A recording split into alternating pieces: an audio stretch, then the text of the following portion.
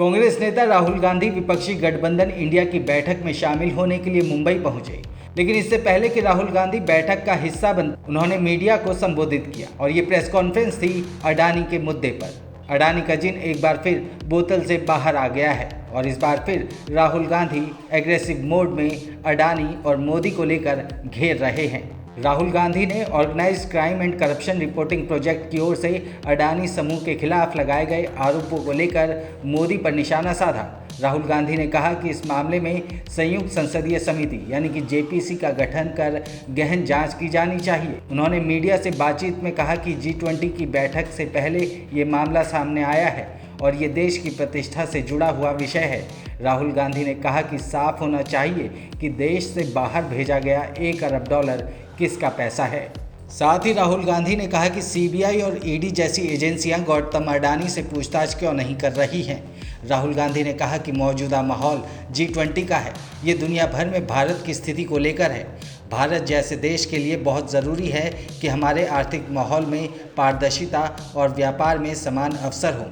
दुनिया के 2 बड़े अखबारों ने महत्वपूर्ण सवाल उठाए हैं। उन्होंने कहा कि प्रधानमंत्री को खुद को पाक साफ साबित करना चाहिए और जेपीसी का गठन किया जाना चाहिए।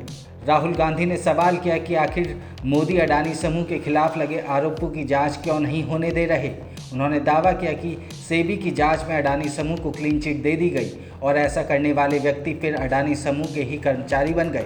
कांग्रेस सांसद राहुल गांधी ने मुंबई में कहा कि जांच हुई, सेबी को सबूत दिए गए और सेबी ने गौतम अडानी को क्लीन चिट दे दी, तो साफ है कि यहाँ कुछ गड़बड़ है।